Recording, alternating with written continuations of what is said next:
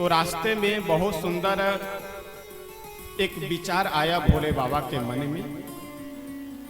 जिस समय कथा सुन करके भोले बाबा अगस्त ऋषि के आश्रम से जा रहे थे, उसी समय भगवान श्री राम जी की लीला भी उसी समय चल रही थी। इसका मतलब यह लगता है कि शायद यह घटना, यह प्रसंग त्रेता युग का ही प्रसंग है, जिस समय शंकर भगवान अगस्त जी के आश्रम में जाकर के कथा सुनते हैं। शंकर भगवान, अच्छा उस समय रामा अवतार चल रहा है और रामा अवतार के प्रसंग में भी श्री जानकी जी का हरण हो चुका है और जानकी जी को, सीता जी को खोजते हुए भगवान वन में इधर उधर भटक रहे हैं। यही प्रसंग उस समय चल रहा था। तो शंकर भगवान आकाश मार्ग से जा रहे थे कैलाश पर्वत।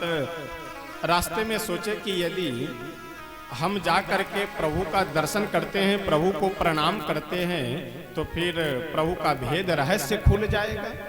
क्योंकि यदि मैं प्रणाम करूंगा तो लोग ये समझ जाएंगे कि भोले बाबा कोई ऐसे वैसे व्यक्ति को तो प्रणाम कर नहीं सकते हैं, इसका मतलब राम जी साक्षात ब्रह्म है, भगवान है, तो रहस्य खुल जाएगा।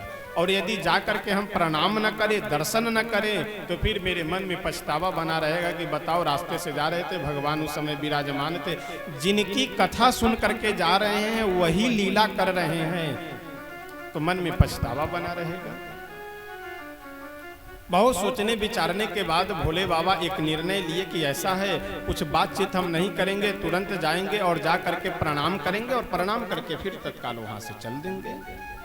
शंकर भगवान गए, श्री राम जी को प्रणाम किए, प्रणाम करके कोई हालचाल नहीं, कोई कुशल मंगल नहीं, प्रणाम किए और साष्टांग प्रणाम करके फिर वहां से चल दिए। अब देखिए, सती जी जब अगस्त जी के आश्रम में बैठी हुई थी, वहां पर भी कथा को ध्यान से नहीं सुनी। वहां से शंकर भगवान के साथ में सती जी प्रभु के पास आई तो देख रही है कि हमारे पतिदेव, हमारे भोले बाबा, हमारे स्वामी भोले शंकर इन्हें प्रणाम कर रहे हैं और वो भी साष्टांग लेट कर प्रणाम कर रहे हैं, लेकिन यह हाथ जोड़ करके अलग दूर से भी प्रणाम नहीं बोली। लेकिन एक बार भी शंकर भगवान किसी के पास में नहीं गए लेकर के कि जरा समझाओ इसे, मेरी बात नहीं मान रही है। कितना सुंदर संकेत है। आज अगर पति की बात पत्नी न माने तो पति इधर उधर रिश्तेदार नातेदार अपने मित्रों के पास दौड़ने लगता है कि पत्नी मेरी बात नहीं मान रही, समझाओ। अगर पत्नी की बात पति न माने तो पत्नी यह प्रयास करती है लोगों से कि इसे समझाओ। लेकिन शंकर भगवान अपने इस प्रसंग से संकेत दे रहे हैं कि कभी भी अगर परिवार में आपको शांति रखना हो तो परिवार के बात को यानी अंदर की जो बात है, इस बात को चाहे आपके रिश्तेदार हो चाहे मित्र हो, किसी के पास भी पारिवारिक बातों को नहीं लेकर के जाना चाहिए। क्योंकि अगर घर की बातों को आप दूसरे से जाकर के बताएंगे तो जब आपके समझाने से कोई व्यक्ति न मान रहा हो तो दूसरों के समझाने से कोई कैसे मान सकता है। यदि संसार में सबसे उत्कृष्ट और अच्छा कोई संबंध है तो पति पत्नी का संबंध है गृहस्थ जीवन में। अगर ऐसे संबंध में एक दूसरे की बातों को अगर आप नहीं समझा पा रहे हैं, नहीं समझ पा रहे हैं, तो रिश्तेदार आकर के कौन सा मंत्र मार के समझा देंगे? कोई मित्र आकर के कौन सा मंत्र मार करके समझा देगा? बस फजीहत आपकी अवश्य हो,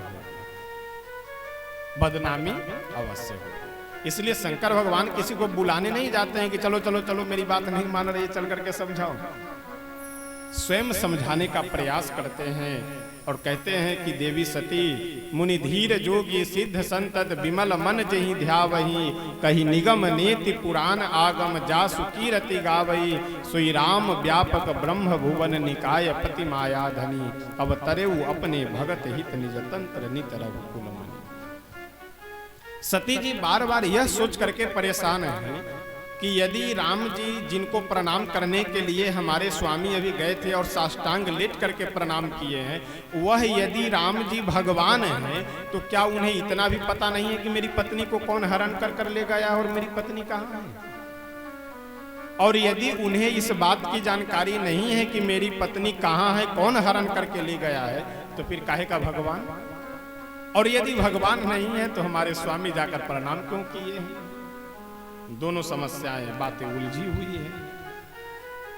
सती जी ऊहा पोह अंदर ही अंदर बार बार बिल्कुल एकदम उछाल मार रहा है यह प्रश्न, लेकिन डर और संकोच के कारण अपने पति श्री भोले बाबा से पूछ नहीं पा रही है। तो भोले बाबा ही बहुत समझाए कि ये सब फालतू के जो प्रश्न है, फालतू की जो बातें हैं, इन सब बातों को अपने खोपड़ी में मत लाओ, अपनी बुद्धि में मत लाओ। जिन्हें बड़े बड़े ऋषि महर्षि जन भजन करते हैं, भजते हैं, ये वही राम जी हैं। जिनका नाम मैं स्वयं जप करता हूँ, ये वही राम जी हैं। जिनकी कथा हम सुन करके अगस्त्य जी के आश्रम से इस समय आ रहे हैं, ये वही राम जी हैं। राम जी कोई अलग अलग नहीं है। इसलिए श्रद्धा भाव पूर्वक तुम जैसे मैं उन्हें मान रहा हूँ, उसी तरह से तुम भी मानो।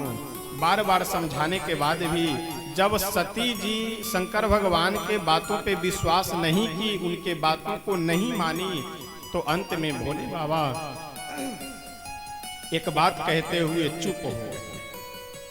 और यह भोले बाबा का विचार, भोले बाबा की बात हम लोगों के लिए बहुत सुंदर शिक्षाप्रद है। यानी वो कहते हैं ना कि 1000 बीमारी की एक दवा, रामबाण इलाज। उसी तरह से हजारों लाखों प्रश्नों का एक उत्तर और हजारों लाखों समस्याओं का एक समाधान भोले बाबा अब दे रहे हैं।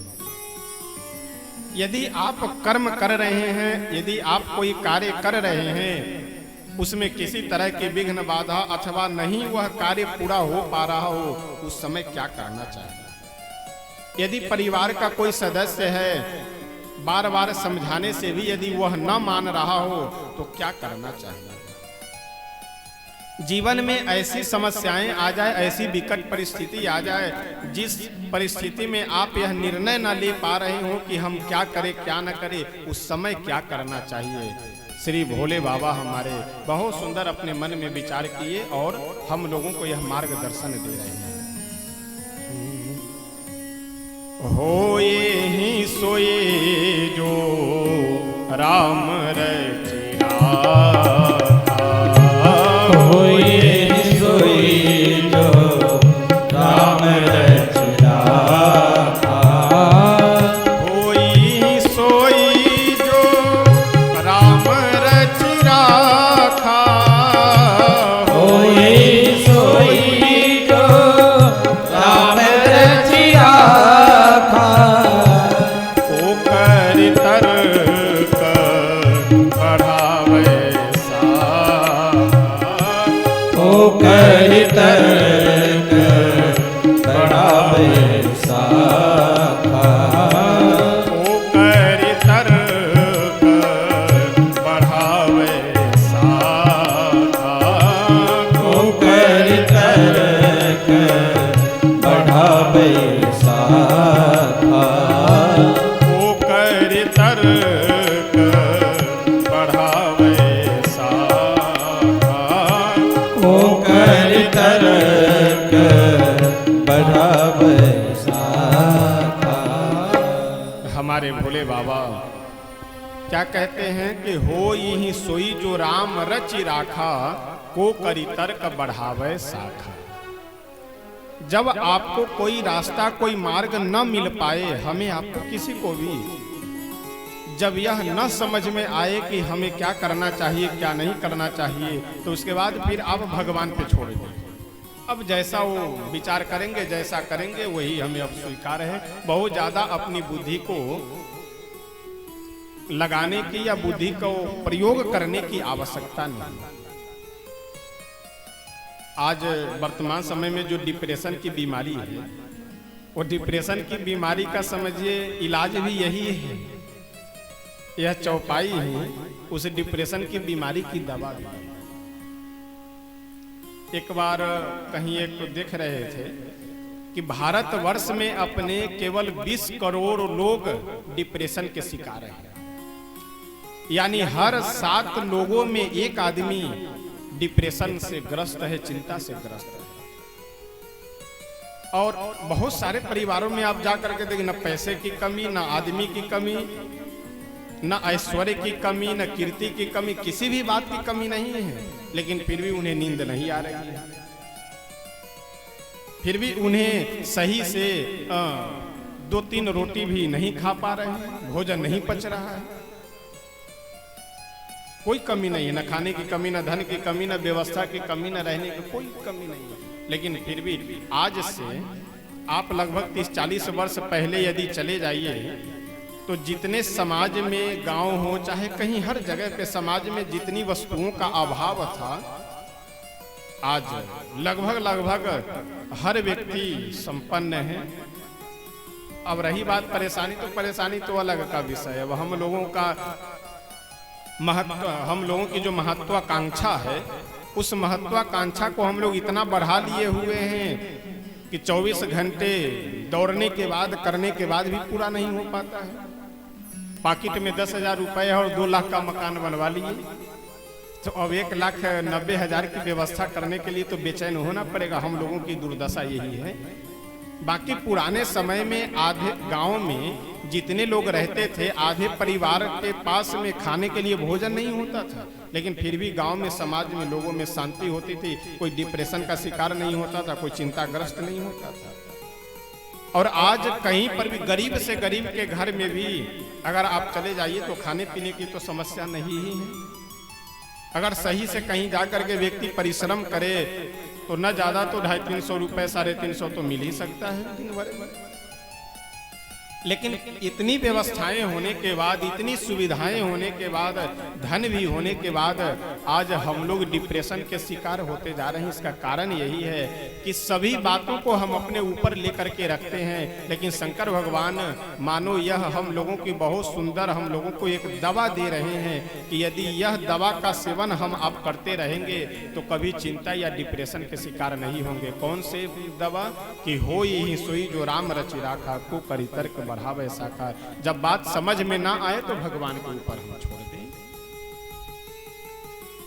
सती जी बहुत समझाने के बाद भी जब नहीं मानी तो शंकर भगवान बोले कि ऐसा है, यदि तुम्हारे हृदय में बहुत शंका है, बहुत प्रश्न है, तो तुम जा करके परीक्षा ले लो, राम जी भगवान है कि नहीं है कि नहीं है। जब मेरे समझाने से भी अगर तुम्हारा संदेह नहीं जा रहा है, संदेह बना हुआ है, तो जा करके परीक्षा ले लो। सती जी बोली कि ऐसा है, आप भी चलिए साथ में। शंकर भगवान बोले कि हम नहीं जाएंगे। सती जी बोली क्यों नहीं जाएंगे? जब मैं परीक्षा लेने जा रही हूं तो आप क्यों नहीं जाएंगे? शंकर भगवान बोले हम इसलिए नहीं जाएंगे क्योंकि हमें संदेह ही नहीं है।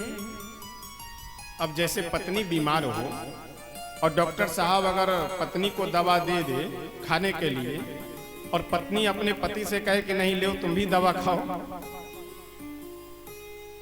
दवा अगर जो व्यक्ति स्वस्थ है वो क्यों खाएगा? दवा वह खाए जो बीमार हो। शंकर भगवान बोले कि बीमारी तुम्हें लगी है तो दवा तुम खाओ, जब हमें बीमारी नहीं तो हम दवा क्यों खाएं? मैं बट वृक्ष के नीचे बैठूंगा। बट वृक्ष यानी बरगद का पेड़, और रामचरितमानस में वट को, बरगद को विश्वास का प्रतीक माना गया है। यानी वट वृक्ष के नीचे बैठना यानी विश्वास के नीचे बैठना। शंकर भगवान बोले कि देवी सती, हमें तो हमारे राम जी पे पूर्ण विश्वास है, संदेह तुम्हें है, तुम जा करके परीक्षा लो। सती जी गई परीक्षा लेने। अच्छा, भोले बाबा हमारे कितने दयालु हैं। यदि सामान्य परिवार रहा होता, यदि भोले बाबा के जगह पे दूसरे कोई रहे होते, तब तो तुरंत तलाक के लिए जो है वो कागज तैयार हो जाता, या घर में रहने के बाद भी बोलचाल सब बंद। तुम अपनी जगह रहो, हम अपनी जगह रहे, जब तुम्हें हमारी बात नहीं माननी है तो फिर क्या मतलब है? लेकिन भोले बाबा कोई परेशानी, कोई समस्या नहीं। ठीक है, तुम्हें जो अच्छा लगे तुम करो, हमें जो अच्छा लग रहा है हम कर रहे हैं। भोले बाबा हमारे इतने दयालु हैं, इतने बड़े दयालु हैं कि जो व्यक्ति एक बार यदि उनके सानिध्य में चला जाए तो जाने के बाद चाहे जितना बड़ा वह अपराध करता हो, लेकिन भोले बाबा उसका परित्याग नहीं करते। यहाँ तक कि अपने सेवक के लिए, अपने दास के लिए भोले बाबा हमारे अपने भगवान नारायण से भी लड़ने के लिए, भगवान वैकुंठाधिपति विष्णु से भी लड़ने के लिए तैयार हो जाते हैं। इतने हमारे भोले बाबा कृपालु और दयालु हैं। सती जी गई परीक्षा लेने के लिए। परीक्षा लेकर के जब अच्छा, नकल करने के लिए भी अकल की आवश्यकता होती है, नकल करने के लिए भी अकल चाहिए। सती जी गई परीक्षा लेने के लिए जब वहां पहुंचे तो मन ही मन सोचने लगी, विचारने लगी कि हम क्या परीक्षा लें। सती जी सोची कि एक उपाय सबसे बढ़िया है, राम जी किस लिए परेशान है, अपनी पत्नी के लिए परेशान है, तो चलो उनके पत्नी का ही रूप बना करके चलते हैं, क्योंकि जैसे हमें देखेंगे वैसे तुरंत मेरे पास आकर के एकदम रोने लगेंगे कि सीते तुम हमें छोड़कर कहाँ चली गई थी, हम बताओ कितने रो रहे हैं, कितने परेशान हैं। सती जी श्री सीता जी का रूप बनाई और जा करके पहुंच गई कहाँ, जिस रास्ते से श्री राम जी आ रहे हैं। अच्छा, सीता जी हमेशा प्रभु श्री राम जी के पीछे पीछे चलती है, जब कभी भी चलती है तो श्री राम जी के पीछे पीछे चलती है। और सती जी जब सीता जी का रूप बना करके गई तो पीछे पीछे नहीं चली, आगे आगे चलने लगी। अब जैसे आगे आगे चली उतने में भगवान समझ गए थे ये तो जानकी जी हो ही नहीं सकती है, ये तो कोई डुप्लीकेट चेहरा है। और नेत्र बंद कर करके देखे तो चेहरा दिखाई पड़ा माता जी का, सती जी का। गए सामने तो सती जी को तो एक बार लगा कि लग रहा है कि धीरे मेरी ओर आ रहे हैं, तो शायद मुझे सीता समझ करके ही आ रहे हैं, मुझे जानकी समझ करके ही आ रहे हैं। और जैसे प्रणाम, अच्छा सती जी तो सोची थी कि आएंगे तो मेरे हमसे गले लग करके वो एकदम रोने बिलखने लगेंगे, लेकिन जब पास में गए तो भगवान दोनों हाथ जोड़ करके प्रणाम किए और बोले माता जी अकेले आप कहाँ घूम रही हो। अच्छा, कोई व्यक्ति नकाब लगा करके गया हो और कोई पहचान जाए तो उस समय तो व्यक्ति लज्जित होने के अलावा और क्या हो सकता है।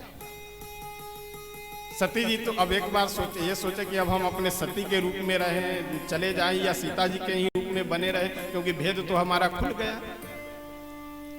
प्रभु श्री राम जी बोले कि माता जी आज वन में आप अकेले अकेले घूम रही हो, अब पिताजी कहाँ हैं। सती जी बोले बस बस वो वैसे ही इच्छा थी हमारी, घूमने के लिए आ गए और पिताजी आपके बैठे हुए हैं एक जगह बट वृक्ष के नीचे। प्रभु तो सर्वांतर्यामी वो समझ गए कि परीक्षा लेने के लिए आई थी। सती जी अपने रूप में आकर के बोली कि बस हमारी इच्छा हो गई थी वैसे घूमने के लिए, तो घूमने के उद्देश्य से मैं आ गई। और जैसे सती जी वहां से चली तो प्रभु अपना कुछ प्रभाव दिखलाना चाह रहे थे। प्रभाव दिखलाने के क्रम में भगवान जिस रास्ते से सती जी जा रही है उस रास्ते पे आगे अपने राम दरबार का स्वरूप दिखलाते हैं। यानी सिंहासन पे श्री सीताराम जी बैठे हुए हैं, ब्रह्मा जी, विष्णु जी, शिव जी, वरुण, कुबेर, इंद्र, ये सभी जितने भी देवी देवता हैं कोई हाथ जोड़ करके प्रभु की स्तुति कर रहे हैं, कोई आरती कर रहे हैं, कोई शंख बजा रहे हैं, कोई घड़ी घंटा बजा रहे हैं, कोई सब अपने अपने सेवा में लगे हुए हैं। यह दरबार देख करके, यह दृश्य देख करके तो सती जी पीछे मुड़ गई। पीछे जब मुड़ी तो पीछे भी वही दृश्य दिखाई पड़ा, ऊपर नीचे आगे पीछे जिधर भी दृष्टि डालती हैं उधर वही दृश्य दिखाई पड़ता है। घबरा करके सती जी नेत्र बंद की और वहीं बैठ गई। जब पुनः खड़े होकर के नेत्र खोली तो कहीं कुछ नहीं दिखाई पड़ा। भोले बाबा के पास आई, शंकर भगवान जैसे ही देखे सती जी को आते हुए वो तो राम राम राम राम जप कर रहे थे। सती जी को जैसे देखे बोले आओ आओ देवी, और सब कुशल मंगल है। सती जी प्रभु से बोली कि स्वामी आज तक तो आप कभी भी कुशल मंगल, मैं कभी अपने मायके से आती थी या कहीं घूमने के लिए चली जाऊं वहां से जब आती थी मैं तो कभी आप कुशल मंगल नहीं पूछते थे, लेकिन आज क्यों कुशल मंगल पूछ रहे हैं। शंकर भगवान बोले कि ऐसा है कि हमारे प्रभु श्री राम जी की जो परीक्षा लेने जाए उसकी कुशलता में संदेह रहता है, इसीलिए हम कुशल मंगल पूछ रहे हैं। सती जी बोले नहीं नहीं प्रभु बस कुछ नहीं, जैसे आप प्रणाम किए थे वैसे मैं भी गई और प्रणाम कर करके चली आई, बस और कुछ नहीं की। देखिए कितना विचित्र यहाँ पे संकेत है। गोस्वामी जी कहते हैं जैसे दूध में दूध भी होता है और पानी भी होता है। यदि 1 लीटर दूध है उसमें आधा लीटर पानी मिला दीजिए, और आजकल तो जानते ही हैं एक दूध देने वाला आदमी देरी से पहुंचा किसी के घर पे, तो जिसके घर पे दूध देने के लिए गया वो व्यक्ति जो दूध लेने वाला था, दूध लेने वाले ने बोला क्यों भाई आज बहुत देरी से आए हो? तो दूध देने वाला व्यक्ति, दूध लेने वाला जब यह पूछा कि क्यों भाई बहुत देरी से आए हो, तो दूध देने वाला व्यक्ति बोला कि हम कहाँ देरी से आए, हमारे घर पे टोटी ही देरी से आई, उसीलिए हम देरी से आए। मिलाने का जब तक नहीं मौका मिले तब तक हम कैसे आ जाए? तो यदि 1 लीटर दूध में आधे लीटर पानी मिला दीजिए, 250 ग्राम पानी मिला दीजिए, तो वह जल दिखाई नहीं पड़ता है, जल का पता नहीं चलता है। लेकिन जैसे थोड़ा सा खट्टा साटरी हो या नींबू हो या कोई भी खटाई जैसे दूध में डालेंगे, वैसे पानी अलग और दूध अलग हो जाता है। गोस्वामी जी यहाँ बहुत सुंदर लिखते हैं, प्रेम क्या है? प्रेम दूध के समान है। वो चाहे पति पत्नी के बीच में हो, पिता पुत्र के बीच में हो, भाई भाई के, चाहे जो भी प्रेम हो, वह प्रेम क्या है? दूध के समान है। यदि उस प्रेम रूपी दूध में कपट रूपी, छल रूपी खटाई थोड़ा सा भी यदि पड़ी, तो वह दूध का काम समाप्त है, यानी दूध अलग और पानी अलग। तो इसलिए प्रयास यह करना चाहिए कि कभी भी छल कपट अपनों के बीच में नहीं होना चाहिए। अपनों के बीच में जब देखिए समस्या क्या होती है,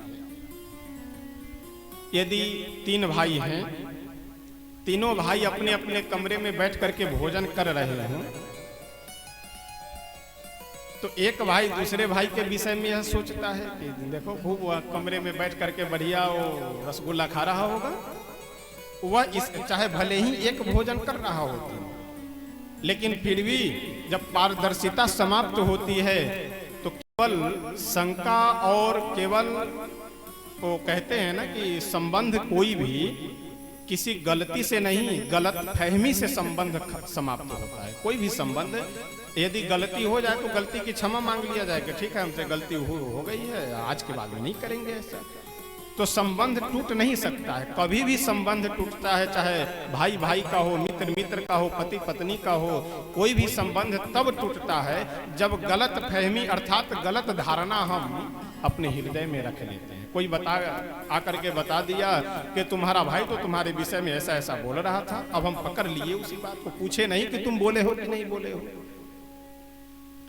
पति पत्नी के बीच में भी कोई आकर के अगर पति से बता दिया कि तुम्हारी पत्नी ऐसी बात कह रही थी, पत्नी से आकर के पति के विषय में कोई बता दिया, तो एक दूसरे से पूछे नहीं, बस उसी बात को पकड़ ले, तुम तो हमें ऐसा कह रहे थे।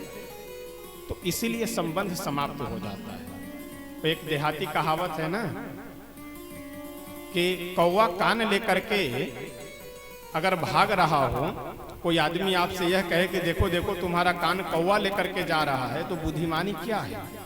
हम अपने कान को देखें या कौवा के पीछे दौड़े? लेकिन आजकल समस्या यह है कि हम अपने कान को नहीं देखते हैं, कौवा के पीछे पहले दौड़ पड़ते हैं। तो इसीलिए कि कोई भी संबंध यदि आपका है तो वह तब समाप्त होता है जब उसमें गलत धारणा, छल कपट ये सब जब आने लगता है तो संबंध समाप्त हो जाता है। शंकर भगवान अपने मन में विचार किए कि ऐसा तो हो नहीं सकता है।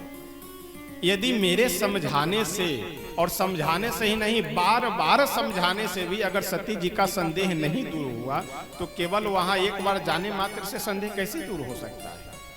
नेत्र बंद किए, जैसे ध्यान लगा करके देखे, सारी बातें समझ में आ गई। अब शंकर भगवान के सामने धर्म संकट उपस्थित हो गया। धर्म संकट यह है कि माता जानकी जी को तो भोले बाबा माँ के समान मानते हैं, और सती जी धर्म पत्नी है। तो धर्म संकट यह है कि सीता जी का वेश बनाने के बाद तो ये मेरी माँ के स्वरूप हो गई, और सती जी के रूप में रहने के बाद धर्म पत्नी के स्वरूप में है। तो अब हम इन्हें माँ माने या पत्नी माने, यह धर्म संकट उपस्थित हो गए। अंत में सोचने विचारने के बाद, बहुत चिंतन मनन करने के बाद यह निश्चित किए कि अब सती जी को मैं माँ के समान मानूंगा और पत्नी वाला भाव इनसे मेरा समाप्त। पत्नी का जो संबंध था शंकर भगवान परित्याग कर दिए, लेकिन इतने दयालु हैं, इतने कृपालु हैं कि सती जी से बताए नहीं कि सती मैं तुम्हारा परित्याग कर रहा हूं। किसी ने भोले बाबा से कहा कि प्रभु आप बताते क्यों नहीं, बता दीजिए कि तुम मेरी बात नहीं मानी हूं इसलिए मैं तुम्हारा परित्याग कर रहा हूं। भोले बाबा बोले कि ऐसा है, यदि मैं ऐसे बोल दूंगा तो सती जी को दुख होगा, कष्ट होगा, इसीलिए चलो हमें ही दुख हो, हमें ही कष्ट हो, लेकिन इस बात को हम अपने हृदय में ही बना करके रखें, सती जी को कष्ट न हो, दुख न हो, इसलिए